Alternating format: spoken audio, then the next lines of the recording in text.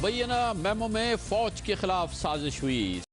हुसैन हक्कानी ने की, हुसैन हक्कानी ने या सदर जरदारी ने मिलकर की, हुसैन हक्कानी ने, वजीर आजम गिलानी ने की, या इनमें से किसी ने नहीं की। तहकीकात अब शुरू हो चुकी है।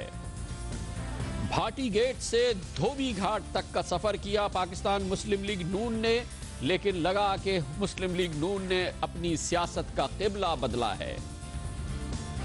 नून लीग की तोपे जिसका रुख था सदर जरदारी की जानिब, अब उसका रुख हट के हो गया है इमरान खान की तरफ। अहम तरीन एनआरओ नजरसानी केस शुरू हो चुका है, हुकूमती परेशानी भी शुरू हो चुकी है। आज सुप्रीम कोर्ट में कहा गया कि किराए के बिजली घरों के शशदर कर देने वाले माहिदे किए गए। दिन भर की अहम तरीन खबरों, तबसरों और तज्जियों के साथ आप देख रहे हैं प्रोग्राम आज कामरान खान के साथ। अस्सलाम वालेकुम, मैं हूं कामरान खान। पाकिस्तान का आज सबसे अहम मसला और सबसे बड़ी खबर वही मुबैना मेमो है, जो कि शुरू तो जिसकी इत्तला हुई थी 10 अक्टूबर से, लेकिन अब वो स्कैंडल पूरे शबाब पे नज़र आता है और अब इसका फोकस है वो तहकीकात जो शुरू होगी। इख्तिताम हफ्ता अमेरिका में पाकिस्तान के सफ़ीर हुसैन हक्कानी वादे के मुताबिक पाकिस्तान वापस पहुँच गए। आज उनकी अहलिया ने कहा कि हुसैन हक्कानी हर तरह की तहकीकात का सामना करने के लिए तैयार हैं। वो अपना कंप्यूटर के लिए तैयार हैं, अपना ब्लैकबेरी भी देने के लिए तैयार हैं और हर तरह की इलेक्ट्रॉनिक जो उन्होंने कन्वर्सेशंस की हैं वो भी हुक्काम को देने के लिए तैयार हैं। आज सरकारी तौर पे किसी ऐसी खबर की इत्तला नहीं आई जिससे लगे कि तहकीकात शुरू हो गई है। कल शब ये बात आई थी सामने और कहा गया था कि हुसैन हक्कानी साहब ने पाकिस्तान आने के बाद सदर आसिफ अली जरदारी से मुलाकात की है। सरकारी ज़राए का कहना है कि हुसैन हक्कानी का क़याम भी ऐवान सदर में ही है।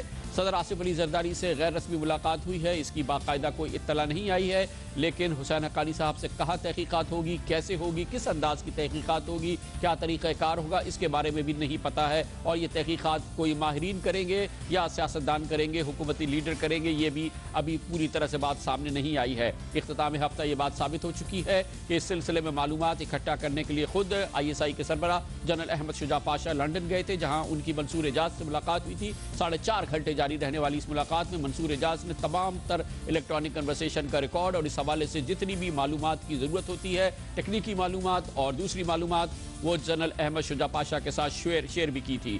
ताज़ा तरीन इत्तलात के मुताबिक ये मालूमात अब पाकिस्तान में माहिरीन इसका जायज़ा ले रहे हैं और इंतहाई मुसद्दिक़ा ज़राए हमें बताते हैं कि इसकी आज़ाद तस्दीक हुकूमत पाकिस्तान के सिक्योरिटी ज़राए ने अमरीका के सिक्योरिटी ज़राए से भी हासिल की है और इस सिलसिले में चंद और बहुत अहम और इन बहुत ही सनसनीखेज मालूमात पाकिस्तान के सिक्योरिटी ज़राए को हासिल हुई है।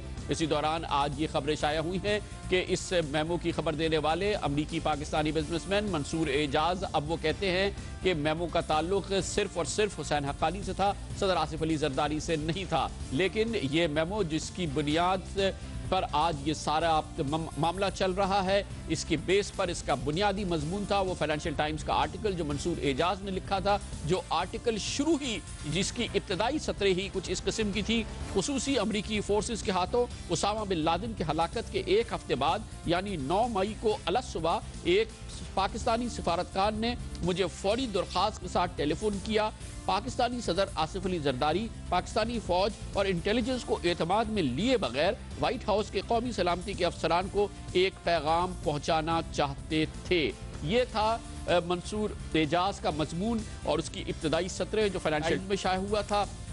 अब जो ताज़ा तरीन इत्तलात मिली है उसके मुताबिक फाइनेंशियल टाइम्स ने इस सिलसिले में न सिर्फ तमाम मालूमात भी इकट्ठा कर ली है बल्कि इसकी आज़ाद तहकीकात भी कर ली है और इस बात को यकीनी बना लिया है कि मजमून जो फाइनेंशियल टाइम्स में छपा था वो मुसद्दिक़ा ज़राए से और मुसद्दिक़ा मालूमात की बुनियाद पर था। इसी सिलसिले में आज एक बहुत अहम पेशरफ्त ये हुई है कि अमरीका के सदर के साबिक़ कौमी सलामती के मुशीर जनरल जेम्स जोन्स, जो अमरीका में कौमी सलामती के मुशीर की हैसियत से हालिया दिनों में बहुत अहम खिदमात सर अंजाम दे चुके हैं, वो इंटेलिजेंस के भी सरबराह थे और इंटेलिजेंस के उमूर के भी सरबराह थे। वो शख्स थे जिन्होंने मंसूर एजाज का खत एडमिरल माइक मिलन तक पहुंचाया था और इसकी तस्दीक खुद जनरल जेम्स जोन्स ने कर दी है। जनरल जेम्स जोन्स ने यह तस्दीक न सिर्फ अखबार फाइनेंशियल टाइम्स में की है बल्कि उन्होंने ये तस्दीक अखबार दी न्यूज़ के साथ भी की है। दूसरी तरफ पाकिस्तान में हुकूमती ज़राए अब और वफाकी काबीना के वज़रा ये बात बारहा कहते नजर आते हैं कि इस मामले का ताल्लुक हुसैन हक्कानी से हो सकता है, लेकिन सदर आसिफ अली जरदारी से इसका कोई ताल्लुक नहीं। लेकिन कल इसमें एक और स्पिन देखने में आया और कल पहली बार इस सिलसिले में वज़ीर आज़म यूसुफ रज़ा गिलानी का नाम इंट्रोड्यूस किया गया और ये खास तौर पर किया वफाकी वज़ीर दिफा चौधरी अहमद मुख्तार ने, जिन्होंने कल पहली बार कहा कि हुसैन हक्कानी का अगर उन्होंने ये काम किया है तो उसके बॉस हुसैन हक्कानी के बॉस सदर आसिफ अली जरदारी नहीं बल्कि वज़ीर आज़म यूसुफ रज़ा गिलानी थे। तो अगर जिम्मेदारी कोई बनती है तो वज़ीर आज़म यूसुफ रज़ा गिलानी की बनती है, सदर आसिफ अली जरदारी की नहीं। चौधरी अहमद मुख्तार नहीं, आई डोंट थिंक सो कि अगर जो हमारा एम्बेसडर इन्वॉल्व है तो फिर प्राइम मिनिस्टर की जो है उस लेवल तक की बात है, चूँकि वो कैबिनेट जो होती है या एम्बेसडर जो होते हैं वो प्राइम मिनिस्टर की टीम होते हैं। अहमियत की बात यह है कि चौधरी अहमद मुख्तार वो उन शख्सियात में शामिल थे जो हुकूमत में इलेक्शन के बाद तब्दीली के वक्त पाकिस्तान पीपल्स पार्टी के वज़ारत उज़्मा के उम्मीदवार थे। बहरहाल किस्मत की बात कि चौधरी अहमद मुख्तार वज़ीर आज़म ना बने, वज़ीर आज़म यूसुफ रज़ा गिलानी को बनाया गया। वज़ीर आज़म यूसुफ रज़ा गिलानी का नाम बहुत तेज़ी से हर वक्त आता है और इस प्रोग्राम में बारहा आता रहता है। करप्शन के बदनाम तरीन स्कैंडल्स में, कौमी सलामती के इशूज़ में वज़ीर आज़म यूसुफ रज़ा गिलानी का रिकॉर्ड अब तक गैर मुबहिम रहा है। सदर आसिफ अली जरदारी पे किसी किस्म की तहकीकात नहीं हो सकती, कोई इक़दाम नहीं की जा सकते। हुकूमत के बारहा वज़रा ये कहते नज़र आते हैं और हमने देखा है कि हालिया दिनों में कई अहम वफाकी काबीना के वज़रा ने कहा है कि जनाब हुसैन हक्कानी के पैगामात का तबादला मंसूर एजाज के साथ हुआ हो, लेकिन सदर आसिफ अली जरदारी का इस मामले से कोई ताल्लुक नहीं है। लेकिन पाकिस्तान पीपल्स पार्टी से ताल्लुक रखने वाले चोटी के माहिर आईन व कानून जनाब चौधरी एतजाज़ अहसन कह चुके हैं कि सदर का पे मुकदमा नहीं चल सकता, लेकिन उनके साथ तहकीकात हो सकती है, बिल्कुल वैसे ही जैसे हालिया सालों में अमरीका के साबिक सदर क्लिंटन और उससे पहले अमरीका के सदर रिचर्ड निक्सन के साथ होती रही है। चौधरी एतजाज़ अहसन ने यह बात टेलीविजन कैमरास के सामने कही है। इसकी मामले की जिसमें सदर ममलिकत पे इल्ज़ाम लगाया जा रहा है तो इसकी तफ्तीश कौन करेगा? इसकी तफ्तीश बुनियादी तौर पे FIA कल को सदर ममलिकत ईवान सदर में जाकर के आसिफ जरदारी साहब का बयान रिकॉर्ड करेगी। आसिफ जरदारी साहब कानून के ताबे हैं, कोई कानून से बढ़ के तो कोई भी नहीं है और उनको इस बात पे तो किया जा सकता। प्रेसिडेंट क्लिंटन को भी तो हुआ था, प्रेसिडेंट निक्सन का हुआ था, तफ्तीश की हद तक हो सकती है, लेकिन उनके खिलाफ मुकदमा अदालत में तो जब तक वो इस ओहदे पर फायज है, मनसब पर फायज है, उन पे मुकदमा अदालत में नहीं चलाया जाता। जिम्मेदारी किसकी होती है, हुसैन हक्कानी की होती है या वज़ीर आज़म यूसुफ रज़ा गिलानी की, जैसे कि चौधरी अहमद मुख्तार कहते हैं क्योंकि वो बॉस हैं। लेकिन इससे पहले जनाब हुसैन हक्कानी कहते रहे हैं कि वो अपना इस्तीफ़ा सदर आसिफ अली जरदारी को भेज रहे हैं, उनके बारे में फ़ैसला भी सदर आसिफ अली जरदारी ही करेंगे। और ये बात उन्होंने अपनी आखिरी प्रेस टॉक में की थी जब वाशिंगटन से पाकिस्तान वो रवाना हो रहे थे। उससे पहले कुछ टेलीविज़न चैनल से जनाब हुसैन हक्कानी ने बात करते हुए सदर आसिफ अली जरदारी की अपने हवाले से अहमियत को उजागर किया था। हुकूमत पाकिस्तान की जानिब से इस मामले की पूरी तहकीक होने पर मुझे कोई एतराज़ नहीं।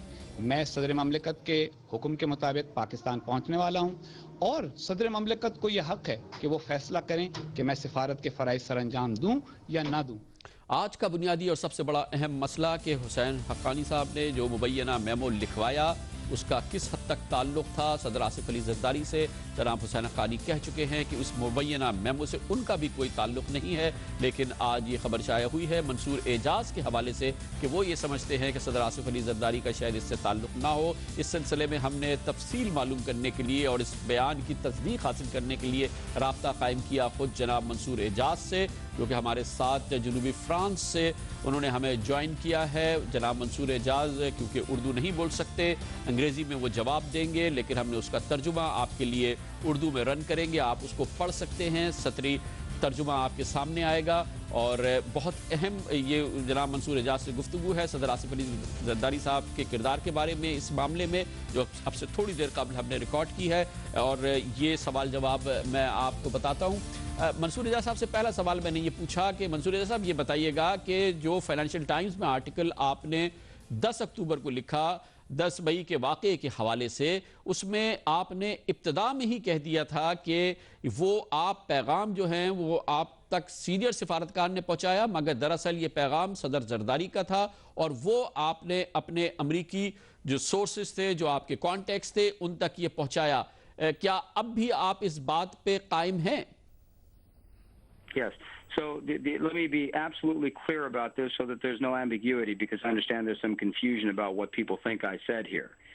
The memorandum was dictated to me by Ambassador Hussein Haqqani on May 10th at 9 o'clock in the morning, 9:06 and 16 seconds to be precise, in a conversation that lasted exactly 11 minutes and 16 seconds. The ambassador spent the first 7 or 8 minutes going through exactly what was said. We just reviewed the entire document to make absolutely sure that it said what it meant and meant what it said. And then I told him, I said that, I can't release this to, now we know the name of the interlocutor, General Jones, until I know that you've got the boss's approval. So do we have the boss's approval or not? And he said, you have the boss's approval. I have the boss's approval. I, Hussein Haqqani, have the boss's approval. Go ahead. Now, I cannot know whether what he meant by that was I have the boss's power of attorney to do whatever I want, or whether I have the boss's approval on the specific language of this memorandum. But what I sent to General Jones was that this, memorandum, as I understand it, in my cover note to him in the email, I said, as I understand it, this memorandum has the approval of the President of Pakistan, when I passed it on to him.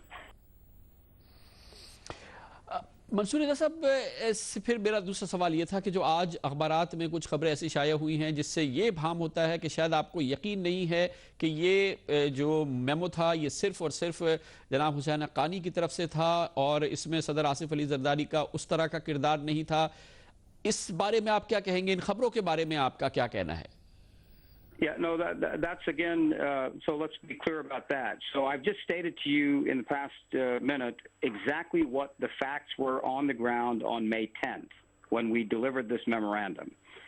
I was asked in that particular interview, and I believe it was a television interview from which the newspapers have picked up whatever they wanted to, what was my opinion today of what really happened back at that time. So I offered an opinion, and my opinion remains that Ambassador Haqqani essentially built this deal from the middle out, as we call it, meaning he got the U.S. side to agree to do what he needed them to do. When they did it, he then got on the airplane and went to Islamabad and told the president, I've now done it, and here's the evidence that we got it done. The reality is that none of this could have started without President Zardari making Ambassador Haqqani clear about the fact that there were certain pressures that he was feeling, which is what gave the impetus to this whole private track diplomacy effort in the first place. So there's no incongruity. The only difference is that the facts on the ground at May 10th were that I was told that we had the approval of the President of Pakistan in the form of, I've got the boss's approval. That's what was said to me. And today, I'm of the view of my personal opinion that Haqqani built this deal from the middle out, getting the Americans on board first and then telling the president, this is what I did, it was successful, and the president said, okay, no problem. इस पूरे मामले में मैंने मंसूर रजा साहब से पूछा कि उनके जहन में कोई डाउट है कि ये इसमें सदर आसिफ अली जरदारी की मर्जी, मंशा या ख्वाहिश नहीं शामिल थी या शामिल थी? No, I think that the president gave a blanket instruction. I've got pressure on me, I need help, find me a way to get these generals off my back. And when he gave that instruction, Haqqani put the game plan together, if I may put it that way. The architecture of the operation was Haqqani's design. And once it was done, he went back and showed the president what he had done, and the president said, okay, terrific, it worked. That's it, finish. Mansoor Ejaz का कहना यह है कि उनके बयान के मुताबिक, उनकी मालूमात के मुताबिक, उनके जो पैगामात का तबादला हुआ जनाब हुसैन हक्कानी के साथ, उसके मुताबिक तमाम जो ये चीज़ तरतीब दी गई उसमें सदर आसिफ अली जरदारी की मर्जी, मंशा और ख्वाहिश शामिल थी। और इसकी तकमील के बाद ये पैगाम जब एडमिरल मलक तक पहुँच गया, हुसैन हक्कानी साहब बकौल मंसूर एजाज के इस्लामाबाद भी आए, उसकी तारीख भी वो देते हैं और उनकी सदर आसिफ अली जरदारी से इस मामले में मुलाकात भी हुई और उस मौके पर भी कोई पैगाम का तबादला हुआ, उसकी इत्तला भी जनाब मंसूर एजाज देते हैं। इस पूरे मामले में एक और बहुत अहम बात यह है कि मई के महीने में या उसके अतराफ उस ज़माने में हुकूमत ये समझती थी कि हुकूमत को तब्दील करने की कोशिश हो रही है सरकार की तरफ से, फ़ौज की तरफ से, ISI की जानिब से, और जो पैगाम मंसूर एजाज के ज़रिए अमरीकी फ़ौजियों को पहुँचाया गया, हालिया दिनों में हमने देखा कि उसी बात को दोहराया है सिंध के साबिक़ वज़ीर दाखिला जनाब जुल्फ़िकार मिर्ज़ा ने। उन्होंने कहा है कि उनसे भी ये कहा गया था कि फ़ौज और ISI हुकूमत को तब्दील करने की कोशिश कर रही है, इसलिए MQM को अपने साथ रखना चाहते हैं। आप MQM पे हाथ हल्का रखें, हमारे लिए मुश्किल का वक्त है क्योंकि ISI और हुकूमत हमारी हुकूमत को तब्दील करने की कोशिश कर रही है। जुल्फ़िकार मिर्ज़ा साहब का ये बयान गुज़िश्ता हफ्ते आया था हुकूमत की जानिब से।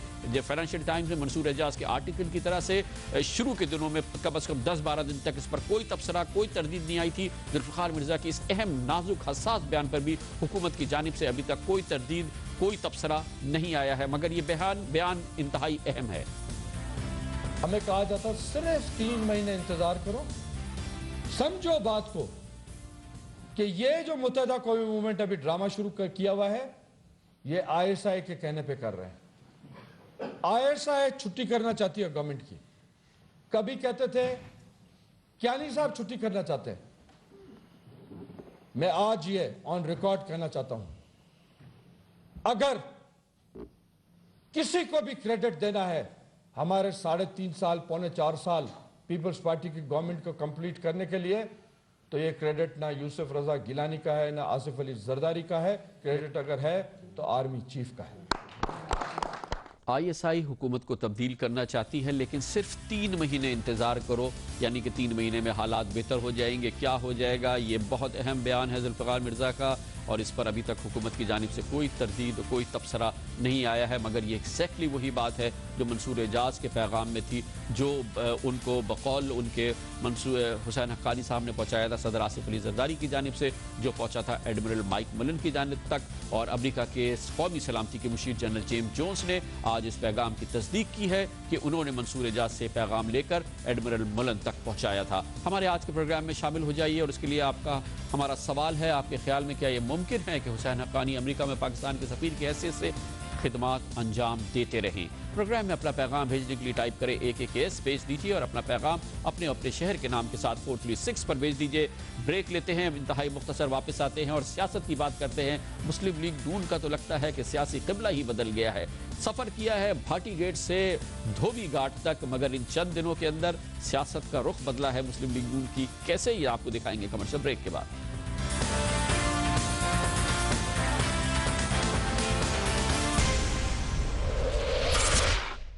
कॉन्फिडेंस ट्रैवल इंडस्ट्री का एक मुस्तनद नाम। हमारा वादा सस्ते तरीन टिकट की जमानत, हमारी रिवायत लाजवाब सर्विस, हमारी ताकत 15 साल एक्सपीरियंस। आज ही आजमाइए कॉन्फिडेंस ट्रैवल 1877-334-8444। दुखी इंसानियत की खिदमत के लिए बल्किस ईदी की अपील। पाकिस्तान और दुनिया भर में इंसानियत की खिदमत और कुदरती आफात से बचाव के लिए मुतासरीन की फौरी मदद के लिए एहतियात दें। मजीद मालूमात के लिए telephone number 718-639-0633। Are you looking for a Sharia-compliant way to save money without earning interest? Islamic Bank of Britain helps you profit from your savings while remaining true to Islamic principles. We invest your deposits in home purchase plans and other Sharia-compliant investments to generate a profit, which we then share with you. So you can look forward to a bright future for you and your family. Call us or visit islamic-bank.com. It's easy to make the right choice. सफर का अंदाज बदला वक्त के साथ। अब बेहतरीन सफर fly time के साथ। 27 साल से जायद तजुर्बा, 20 साल से जायद मेजर एयरलाइंस के कंसोलिडेटर और रिवार्ड याफ्ता। When it's time to fly, call Fly Time 1-888-786-4388।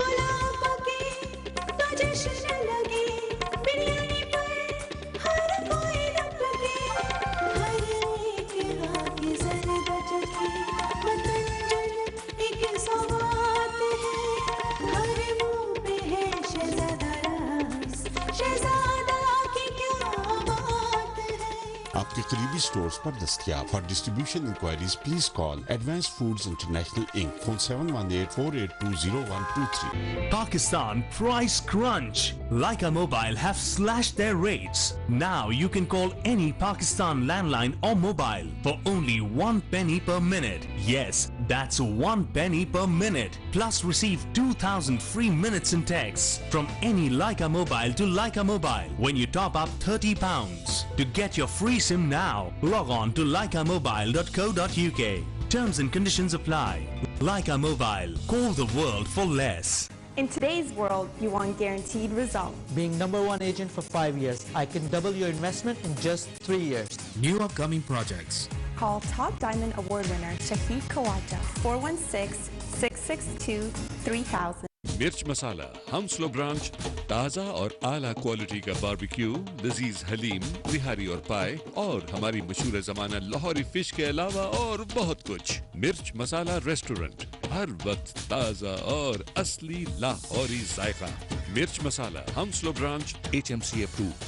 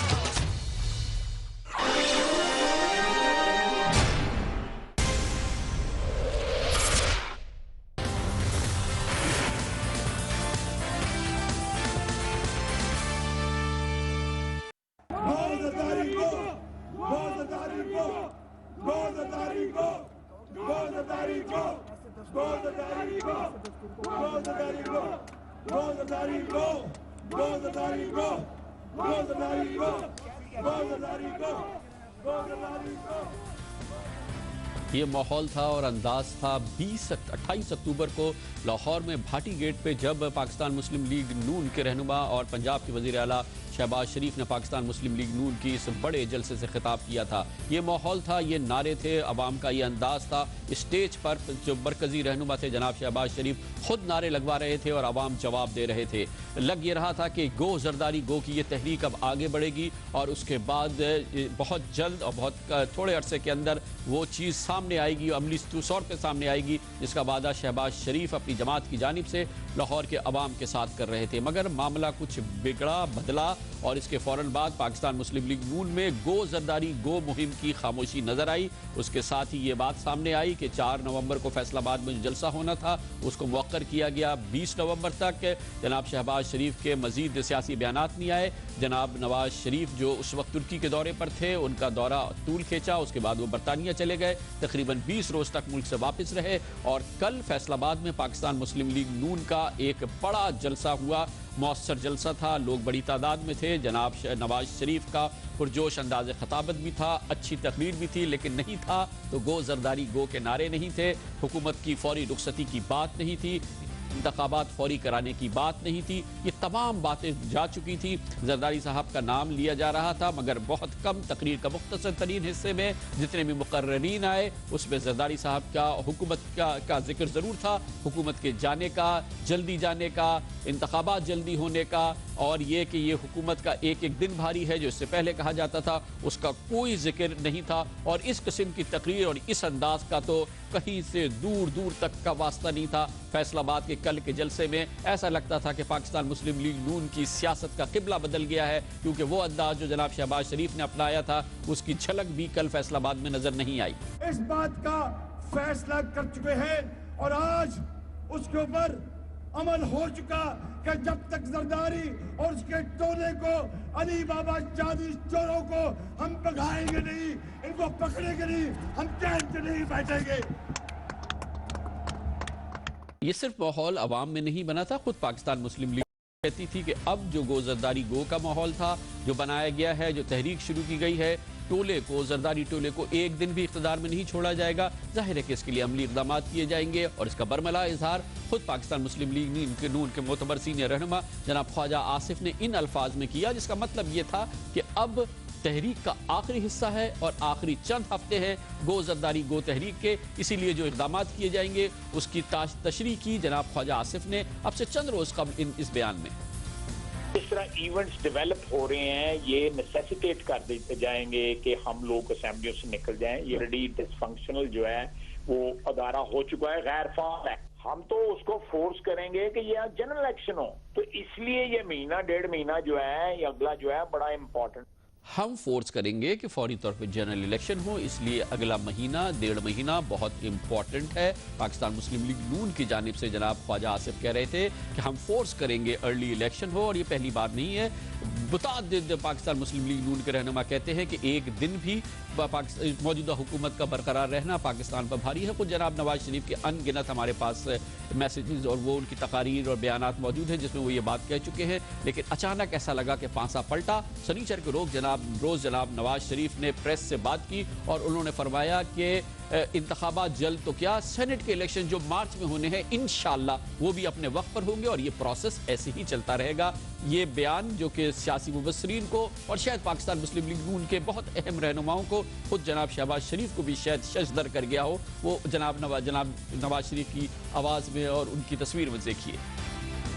Senate इंतखाबात होने चाहिए, क्यों नहीं होने चाहिए, ये डेमोक्रेटिक प्रोसेस चलता रहना चाहिए। हमें वैसे पता नहीं क्यों बाज़ जगहों पे ऐसी बात की जाती है। हमें सेनेट इलेक्शंस से कोई खौफ नहीं है, कोई खौफ नहीं है, और हम तो समझते हैं कि सेनेट इलेक्शंस अपने वक्त पे होने चाहिए और इंशाल्लाह होंगे भी।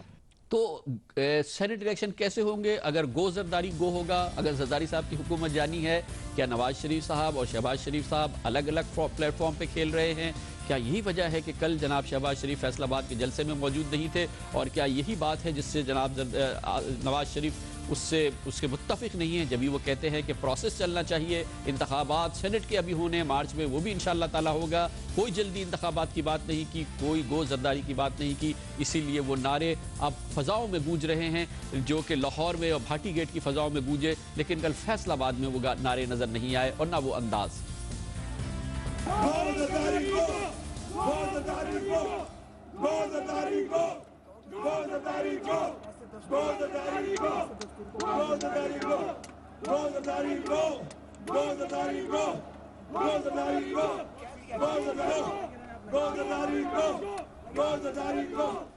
इसमें बेचारे मियां मोहम्मद शहबाज शरीफ का कसूर नहीं है, ना लाहौर के अवाम का, जो इन नारों में इस तरह से आवाज़ मिला रहे थे। पिछले कई माह से कई तवील अरसे से जनाब नवाज शरीफ खुद ये माहौल बना रहे हैं। बारहा वो कहते हैं कि हुकूमत मज़ीद आगे नहीं चल सकती। ये बात उन्होंने सैटरडे को ज़रूर कही कि प्रोसेस ऐसे ही चलना चाहिए, मार्च में सेनेट इलेक्शन भी होने चाहिए, कोई जल्दी इलेक्शन की बात नहीं की। लेकिन इससे पहले जो वो बयानात वो करते रहे, जो मुतालबे करते रहे, जो वादे करते रहे, जो अवाम को यकीन दिलाते रहे, उसकी बुनियाद पर जनाब शहबाज शरीफ शायद गो जरदारी गो या पाकिस्तान मुस्लिम लीग नून ने गो जरदारी गो मुहिम का आगाज़ किया था, तहरीक चलाई थी, जिसका नारा पाकिस्तान मुस्लिम लीग नून के किसी कायद ने फैसलाबाद में नहीं लगाया, लेकिन खुद जनाब नवाज शरीफ इसके लिए माहौल बनाते रहे हैं। सैटरडे को उन्होंने ज़रूर अपनी सियासत का रुख तब्दील किया है, लेकिन इससे पहले वो ये बात नहीं कहते थे। ये कौम को करप्शन के खात्मे के लिए इंशाल्लाह, इसके लिए हमें एक नहीं बल्कि 10 भी लॉन्ग मार्च करने पड़ेंगे, हम जरूर करेंगे। अगर करप्शन का सिलसिला इसी तरह से चलता रहा, अगर बैड गवर्नेंस का सिलसिला इसी तरह से चलता रहा, अगर बेरोजगारी ऐसे ही रही और हर महीने बिजली की कीमतें बढ़ती रहीं, तेल की कीमतें बढ़ती रहीं, पेट्रोल की कीमतें बढ़ती रहीं, तो फिर हम खामोश नहीं रह सकते, हम खामोश तमाशे नहीं बन सकते। पैमाना कौम का लबरेज हो रहा है और ऐसा ना हो कि वो दिन आ जाए कि हमें सबको फिर सड़कों पे निकलना पड़े। हमने फिर एक दफा कोशिश की कि 45 दिनों में कुछ अवाम के सामने आए। यकीन माने कि इसमें कई ऐसे नुकात थे, कई ऐसे काम थे जो 45 नहीं बल्कि 45 घंटों में भी हो सकते थे, 4, 5, 7 दिनों में भी हो सकते थे, उन पे भी कोई पेशरफ्त नहीं हुई। अब आप मुझे बताएं कि मुझे और PMLN को इसके बाद 45 दिनों के बाद क्या करना चाहिए?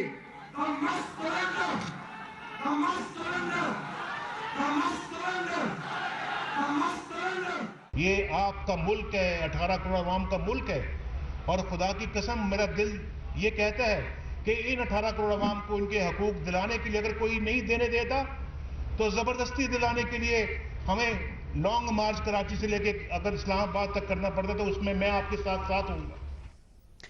ना दम मस्त कलंदर हुआ, ना लॉन्ग मार्च हुआ, ना इस्तीफे हुए, ना ही अब जल्द इंतखाबात की बात हुई। आखिर हुआ क्या है, ये पूछते हैं पाकिस्तान मुस्लिम लीग नून के मोतबर सीनियर रहनुमा जनाब ख्वाजा साद रफीक से। साद रफीक साहब फरमाइएगा, क्या हुआ गो जरदारी गो कैंपेन?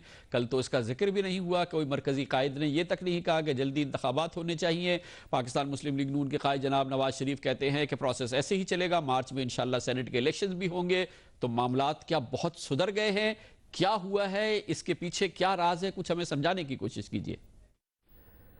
ये बात जरूर है कि फैसलाबाद के जलसे नवाज शरीफ साहब ने, चौधरी निसार अली खान साहब ने और बाकी मुकर्रीन ने बात सवालात जो उठाए जा रहे हैं हमारे सियासी मुखालफिन की जानिब से उस पर रिस्पॉन्ड भी किया है।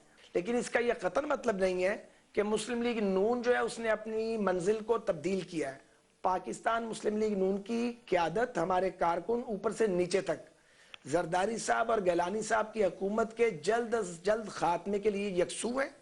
खा इसके लिए हमें बड़े जलसे करना पड़े, जुलूस निकालना पड़े, हमें खा इसके लिए इस्लामाबाद की तरफ लॉन्ग मार्च करना पड़ा, एक गैर मुअय्यना मुद्दत का धरना देना पड़ा या इस्तीफे देने पड़े। ये सारे ऑप्शंस हमारे सामने मौजूद हैं। लेकिन हमने पहले भी कहा है और हम आज भी कहते हैं कि इस नुक्ते तक पहुंचने से पहले हमें सियासी दर्जा हरारत को तेज करना है और उसे बॉइलिंग पॉइंट पे लेके जाना है। इंशाल्लाह ताला जो हमारा गुजरांवाला का अजीमुशान प्रोग्राम है वो फैसलाबाद से भी ज्यादा मौसर होगा अल्लाह ने चाहा तो। और आप वहां देखेंगे कि लोग एक बार फिर जरदारी राज के खात्मे के लिए हाथ करके इस हुकूमत पे अदम एतमाद करेंगे। एक नई टर्म सामने आई है, जनाब ख्वाजा साद रफीक कहते हैं कि बॉइलिंग पॉइंट नहीं है। वो बॉइलिंग पॉइंट कब आएगा और उसके बाद ये ऑप्शंस जिनका जिक्र जनाब ख्वाजा साद रफीक ने किया उसका भी अभी अप्लाई करने का वक्त नहीं है। इसका मतलब है हालात पाकिस्तान में बेहतर हो रहे हैं, क्योंकि इससे पहले जो जनाब नवाज शरीफ बातें करते थे उसमें तो बात होती थी शायद एक दिन भी पाकिस्तान पर भारी गुजरेगा, लेकिन अब क्योंकि ये बात नहीं हो रही इसका मतलब है कि हालात बेहतर हो रहे हैं। लेकिन इसीलिए पाकिस्तान मुस्लिम लीग नून की तोपों का रुख भी जनाब जरदारी साहब से मुड़ के इमरान खान की तरफ चला गया है और कल देखने में आया। इसका आपके सामने जिक्र करते हैं एक कमर्शियल ब्रेक के बाद।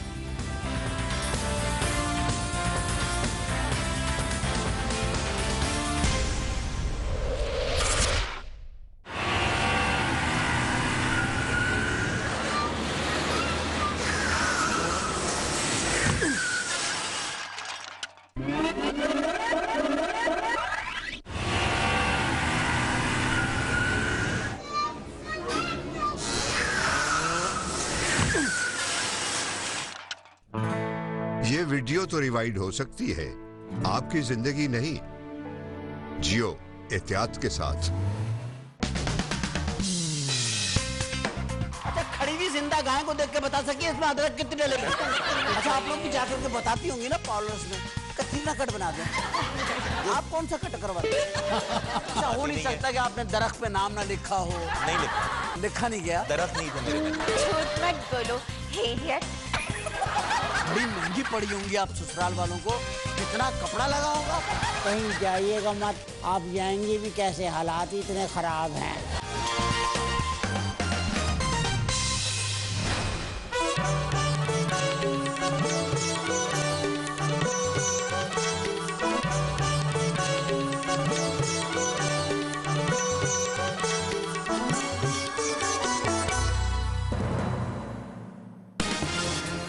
अफवाहों का बहुत जोर है इस्लामाबाद में, लेकिन अफवाहें तब्दीली का तूफान कब बनेगी? इस सर्दियों में माल्टों का मौसम जो है वो मेरा ख्याल है नहीं गुजरने देना चाहिए, इस असेंबली से अलग हो जाना चाहिए। आपके साथी ख्वाजा आसिफ साहब बार बार इस्तीफों की धमकियां दे रहे हैं, ये उनकी जाती राय है? ये उनकी जाती राय है। पार्टी ने इस बारे में डिस्कशन के बाद कोई पार्टी डिसीजन नहीं लिया। क्या ये खत मंसूर एजाज साहब ने आपकी किसी ईमेल की बुनियाद पर या किसी टेलीफोनिक कन्वर्सेशन की बुनियाद पर तख्लीक किया था? मैंने न कोई खत लिखा, न मेमोरेंडम लिखा, न मैंने डिलीवर किया।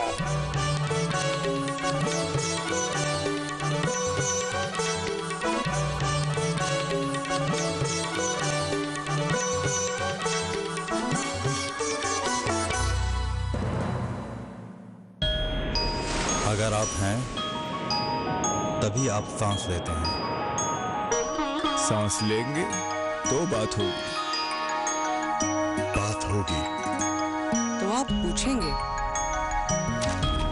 पूछने से ही सोच है। अगर सोच है तो जुस्तजू है, और जुस्तजू है तो जानना है। जियो न्यूज, जान कर जियो।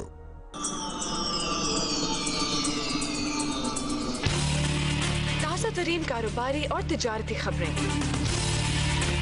तबसरे और जायजे, हमारे माशी सूरत हाल, मुल्की गैर मुल्की फाइनेंशियल मार्केट्स का जायजा, तेल, बिजली, गैस, महंगाई, गुर्बत, बेरोजगारी, अवाम के मसाइल कब होंगे हल, आपकी आमदनी, आपके खर्चे, बचत, सरमायाकारी, नफा और नुकसान, कारोबारी दुनिया के मुकम्मल जायजे के लिए देखिए 1 से 2।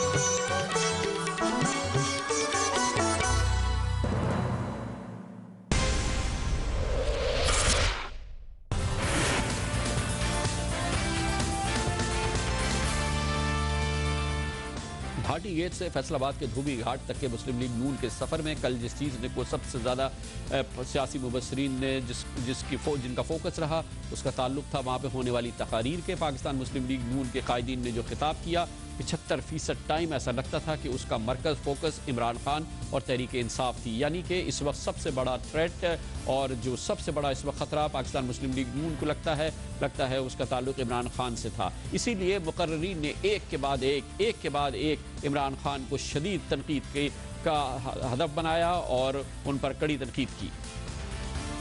खान साहब जैसे लोग ये हवा का झोंका साबित होंगे, इनमें कुछ नहीं है, ये पानी के बुलबुले हैं, इनको हवा किसी और ने भरी है। कहा जाता है कि ये एस्टेब्लिशमेंट का मोहरा इस मुल्क में तब्दीली लाएगा। किस तरह से तब्दीली लाएगा?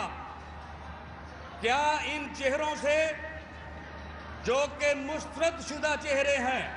आज हमारी लड़ाई उन कुव्वतों के खिलाफ भी है जो एस्टेब्लिशमेंट की सूरत में पाकिस्तान के ऊपर आज उन लोगों को मुसल्लत करना चाहती है जिनका एजेंडा पाकिस्तान का एजेंडा नहीं, जिनका एजेंडा कायदे-ए-आज़म का एजेंडा नहीं, बल्कि वो यहूदियों का एजेंडा लेकर आज आ रहे हैं। ज़ाती इल्ज़ाम भी लगाए गए। जनाब इमरान खान के असासों के हवाले से इल्ज़ामात का शायद जवाब दे रहे थे जनाब चौधरी निसार अली खान। कायदे हिज़्ब इख्तिलाफ भी हैं, लेकिन लगता यह है कि उन्होंने अपने फैक्ट्स, अपने हक़ाइक़ को सही तरह से चेक नहीं किया था। इसीलिए उन्होंने दहला देने वाला ये इंकशाफ किया कि इमरान खान दरअसल जिस मकान में रहते हैं उसकी मालियत 120 अरब रुपये है, यानी कि दुनिया की तारीख में सबसे बड़ा महंगा मकान जो है वो इमरान खान के पास है, यानी कि 120 अरब रुपये, यानी कि तकरीबन 1.25 लाख करोड़ रुपए का घर है जिसमें इमरान खान रहते। एक बार नहीं 2 बार ये बात की जनाब चौधरी निसार अली खान ने कल।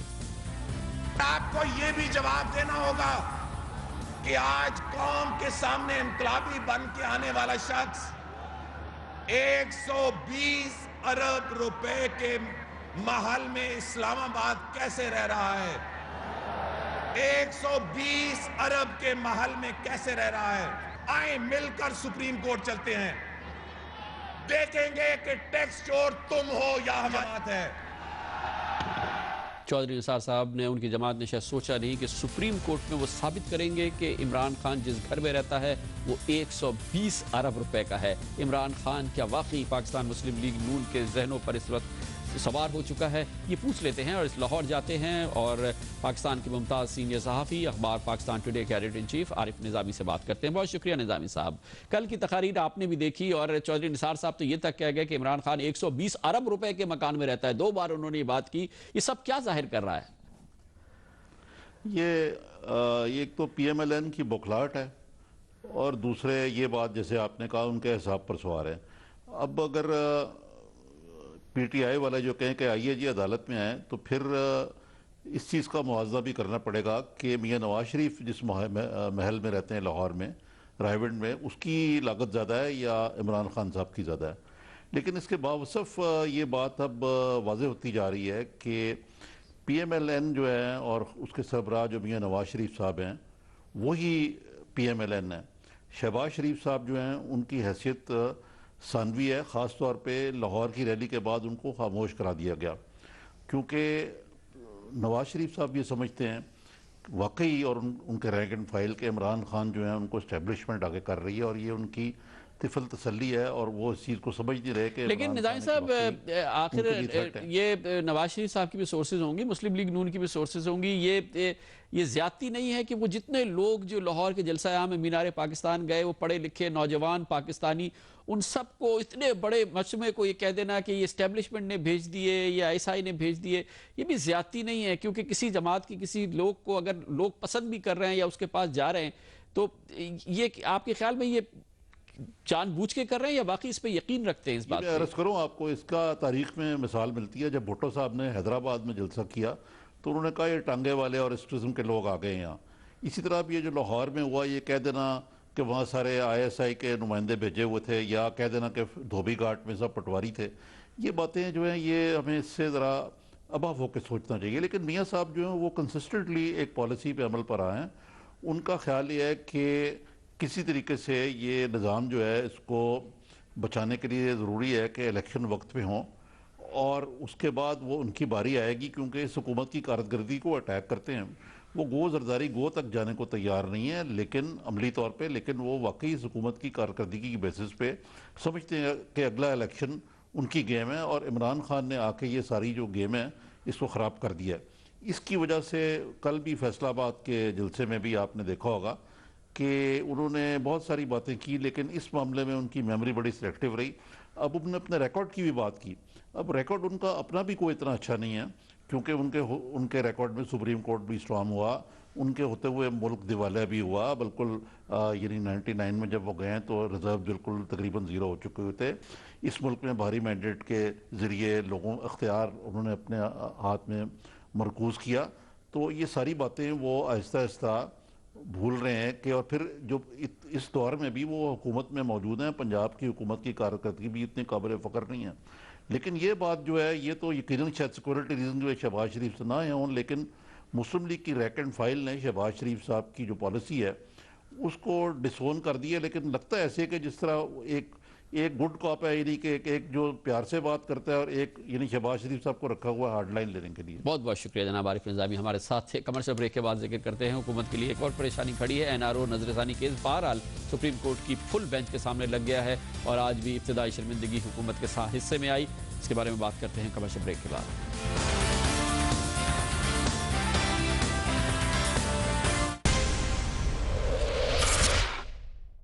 Lots of guys, hair loss can be a real worry. The Belgravia Centre can help. Visit belgraviacentre.com, specialising in nothing but hair loss.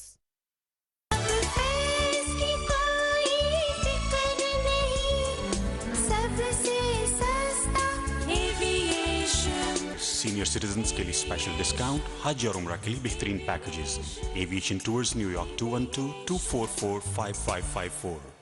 Are you looking for a Sharia-compliant alternative to a mortgage but aren't sure how it works?